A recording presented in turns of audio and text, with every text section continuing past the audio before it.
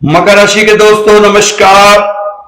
मकर राशि वालों, आज आपके लिए स्पेशल एक वीडियो कर्ज के ऊपर बना रहे हैं कि काफी दिनों से कई मकर राशि वाले दोस्तों के फोन आ रहे थे कि आप कर्ज की समस्या ज्यादा ही है, उसके बारे में कोई वीडियो बनाए और हमें उसका समाधान दे।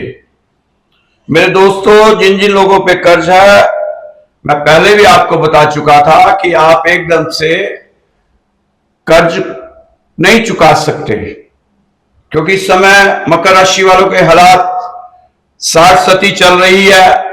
जाती जाती 60 आपको कुछ ना कुछ देके जाएगी, काफी कुछ समझा के जाएगी। बहुत कुछ समझ आ चुका है, कुछ समझने को रह गया है, तो वो 8 महीनों में ये 8 महीने आपको समझा के जाएंगे कि आपने क्या करना है, कैसे करना। लेकिन फिर भी हम कोशिश करेंगे कि अपनी तरफ से आपको कर्ज के लिए थोड़ी सी अपनी राय दे सके। बाकी मानना ना मानना आपके विवेक के ऊपर है, क्योंकि अगर आप मानेंगे तो शायद कुछ अंश अपने कर्ज का आप चुका पाए, क्योंकि कर्ज एकदम से ना लिया जाता है और ना उतरता है। आस्ता आस्ता कर्ज बढ़ता जाता है, उसी तरह आस्ता आस्ता ही कर्ज आपका उतरेगा। कर्ज एक ऐसी चीज है कि ये बीमारी की तरह बढ़ता ही चला जाता है। हमारे पुराने बुजुर्ग कहते थे कि कर्ज, फर्ज और मर्ज कभी बाकी मत रखो और ना ही इनको आप हल्के में लो। इन चीजों को बहुत गंभीरता से लेना चाहिए, कर्ज, मर्ज और फर्ज को। बड़े बुजुर्ग जो बातें कहते थे वो बहुत ही हमारे ऊपर सही बैठती हैं, कि आजकल बच्चे उन बुजुर्गों की बात मानते नहीं और अभी जिंदगी शुरू की नहीं और कर्ज शुरू हो गया। सबसे पहले कर्ज, आज मैं देख रहा हूं कि हर व्यक्ति के पास 50-50 हजार का मोबाइल है, वो किस्तों पे है, उसकी किस्त जाती है। अगर स्कूटी है तो उसकी किस्त जाती है, अगर कार है तो उसकी किस्त जाती है, घर में वॉशिंग मशीन है तो वो किस्तों पे, घर में टीवी है तो वो किस्तों में, अगर मकान है, अभी नई नई नौकरी लगी है, पति पत्नी कमाना शुरू किए नहीं तो ले लिया 2 करोड़ का मकान, अब उसकी किस्त भरने के चक्कर में रात दिन वो मरते हैं, पर ब्याज पे ब्याज वो इतना महंगा उनको पड़ता है कि वो सारी जिंदगी उसी में लगा देते हैं। अगर कोई ऐसी घटना हो जाए, अगर नौकरी चली जाए, तो फिर तो बस पूछो मत उस व्यक्ति का क्या हाल होता होगा। आजकल बहुत से केस आप देखते हैं अखबारों में, टीवी पर, कि लोगों ने कर्ज चुकाने के लिए, अपनी इज्जत बचाने के लिए अपने पूरे परिवार को जहर दे दिया, या पूरे परिवार का कत्ल करके फिर अपने आप को जहर दे दिया। ऐसे कई केस आपको सुनने को मिले होंगे। कोरोना काल के बाद तो बहुत से ऐसे केस आए जहां लोग बर्बाद हो गए, लोगों के घर बार, दुकान, मकान, फैक्ट्री सब कुछ बिक गई, और बड़े बड़े सेठ जो समाज में सिर ऊंचा करके चलते थे, लोगों की मदद करते थे, उनको ऐसे नौबत आ गई कि पैसे पैसे को मुताज होना पड़ा। ऐसे बहुत से केस हमारे सामने हैं और हमने देखा है। पर जिन लोगों ने थोड़ा सा हौसला रखा, भगवान पे विश्वास रखा और अपने कर्म करते रहे, तो वो जरूर अपने कर्ज उतारने में और अपने फर्ज निभाने में कामयाब हो जाएंगे।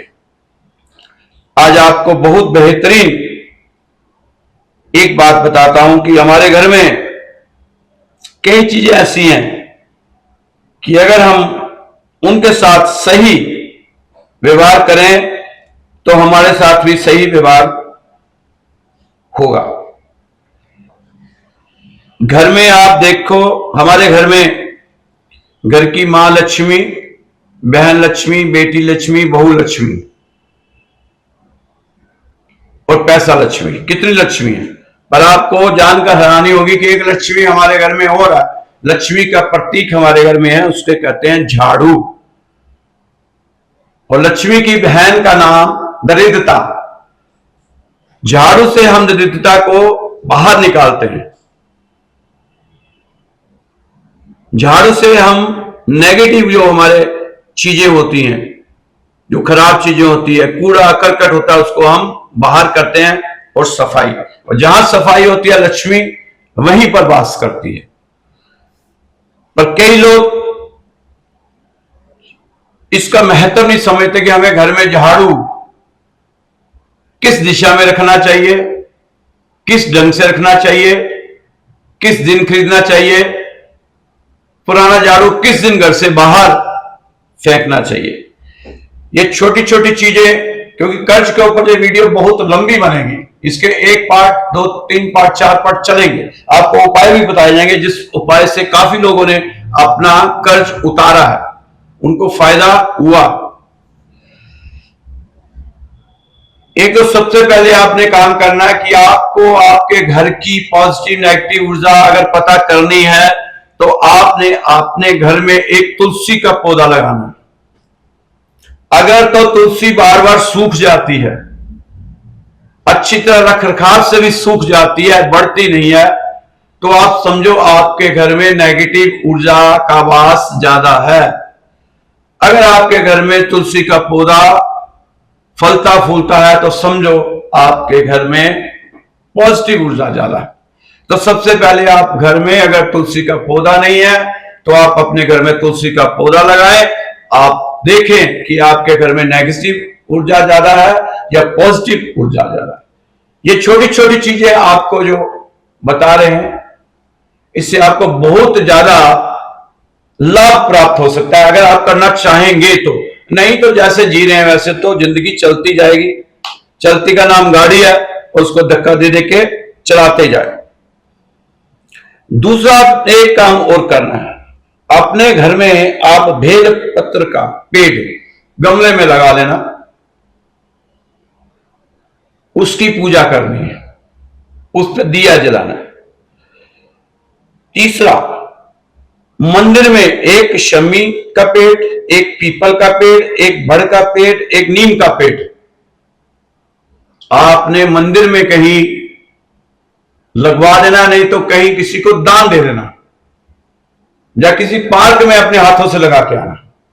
जैसे जैसे ये पेड़ बढ़ेंगे आपके कर्ज कम होंगे, आपका मान सम्मान बढ़ेगा। साथ ही आपने जो झाड़ू है, जब भी आप झाड़ू खरीदो तो एक बात आपके दिमाग में रहनी चाहिए कि झाड़ू को हमेशा आपने शुक्रवार को खरीदना है। शुक्रवार को खरीदना है, लेकिन शुक्रवार को पुराना झाड़ू घर से निकालना नहीं है। और किसी दिन भी निकाल सकते हैं पर शुक्रवार को नहीं निकालना। आप देखते होंगे धनतेरस पे हम लोग सभी लोग झाड़ू जरूर लाते हैं। झाड़ू का प्रतीक मतलब लक्ष्मी, लक्ष्मी को हम घर लाते हैं। कई लोग इसको अनदेखा कर जाते हैं। मां लक्ष्मी की बहन दरिद्रता है। आप जानते हैं मां लक्ष्मी का प्रतीक झाड़ू है, जो घर में रहता ही है। झाड़ू की अगर अनदेखी की जाती है तो वहां मां लक्ष्मी कभी भी वास नहीं करती, बल्कि मां लक्ष्मी की बहन दरिद्रता वास करना शुरू कर देती। फिर परेशानियां, धन संकट और बीमारियां, कई प्रकार के दुष्प्रभाव आपको देखने को मिलेंगे। ज्यादातर घरों में एक फूल झाड़ू और एक तीली वाली झाड़ू होती है। एक तो आपको यह काम करना है कि दोनों को कभी झाड़ू को इकट्ठी नहीं रखना और कभी भी झाड़ू को खड़ा करके नहीं रखना। झाड़ू को बिल्कुल लिटा के रखना है और बहुत मान सम्मान के रखना है। और झाड़ू को पैर नहीं लगने चाहिए, आपके पैरों में कभी भी झाड़ू नहीं आना चाहिए।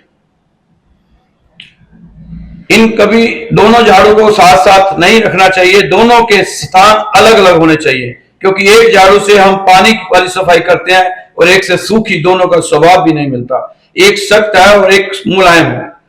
आप भी सोच रहे होंगे कि झाड़ू का हमारे कर्ज से क्या वास्ता। दोस्तों, बहुत बड़ा वास्ता है, क्योंकि आप धन को भी तो लक्ष्मी कहते हैं और लक्ष्मी का प्रतीक झाड़ू है।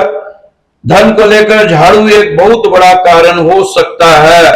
हमारे बड़े बुजुर्ग कहते थे झाड़ू को कभी पैर नहीं लगाना चाहिए, क्योंकि वो झाड़ू का महत्व जानते थे। पर आजकल के बच्चे इस चीज को नहीं मानते। वो कहते हैं कि लोग चांद पर पहुंच गए, आप अभी तक झाड़ू पे अटके हुए हैं। वो हर बात को चांद के साथ जोड़ देते हैं, फिर बाद में पछताते हैं। झाड़ू किस किस दिन खरीदना है आपको बता दिया गया, इसकी ध्यान देने की आपको जरूरत है। झाड़ू जब चाहा खरीद लिया, ऐसा आपने कभी नहीं करना। अपने को झाड़ू सिर्फ शुक्रवार के दिन ही खरीदना है। मां लक्ष्मी का प्रतीक है झाड़ू, शुक्रवार लक्ष्मी जी का ही है। अगर आपने झाड़ू किसी और दिन खरीदा तो आपको शुक्र की चीजों से दूर रहना पड़ेगा, क्योंकि शुक्र ही हमारी भौतिक सुविधाओं का ज्यादा ख्याल रखते हैं। झाड़ू अगर बहुत पुरानी हो गई है तो उसे इस्तेमाल ना किया करें। पुरानी झाड़ू को इस्तेमाल करना नहीं चाहिए। पर कई लोग मैं देखता हूं आखिरी तिनके तक उस झाड़ू को रगड़ते रहते हैं। एक हाथ का रह जाता तब भी उसको रगड़ते रहते हैं, जबकि इतना सस्ता झाड़ू है। पर नहीं, आलस कर जाते हैं खरीदने से। आखिर तक उस झाड़ू से काम लेते रहते हैं जब तक उसकी आखिरी तीला ना बच जाए।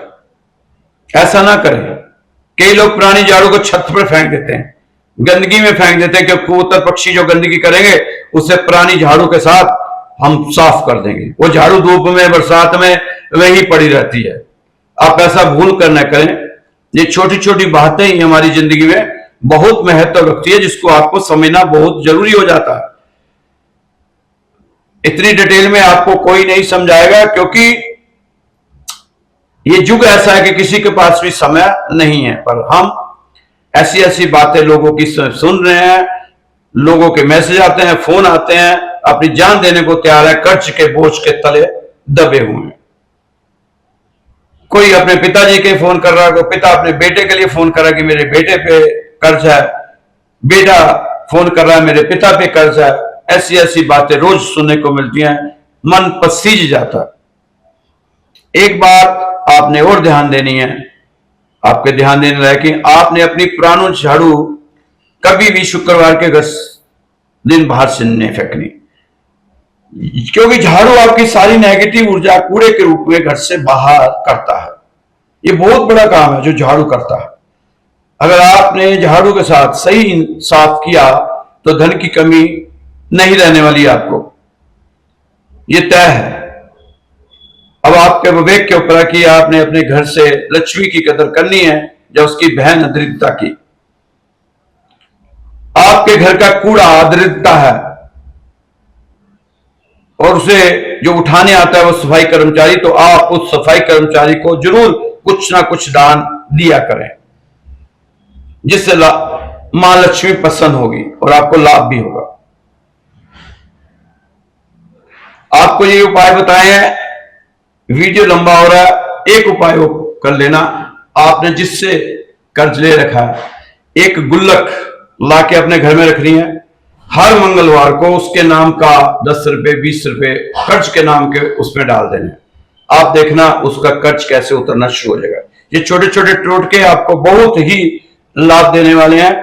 कल फिर मिलेंगे, आपको कर्ज के बारे में और कई उपाय बताए जाएंगे। अगर आप इंटरेस्टेड हो तो हमारी अगली वीडियो आप जरूर देखें, उसमें कर्ज के लिए और भी कई चीजें आपको बताएंगे जो आपके लिए बहुत लाभदायक रहने वाली है। खुश रहें, मस्त रहें, स्वस्थ रहें, तंदुरुस्त रहें। कल फिर मिलेंगे आपकी राशि के साथ। जय श्री कृष्णा, जय श्री राधे।